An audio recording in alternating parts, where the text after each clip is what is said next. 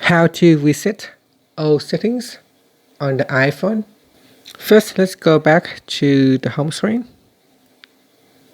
On the home screen, tap on Settings. Then we scroll down and tap on General. After that, we scroll down. Then tap on Transfer or Reset iPhone.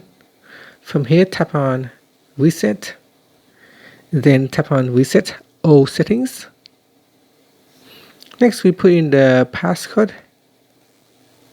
And then tap on Reset All Settings. Then tap on Reset All Settings again. And this will allow the phone to reset itself.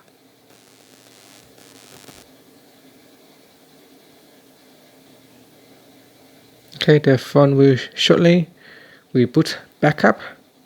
You will need to reconfigure your Wi-Fi settings and other network settings on your device. And that's it.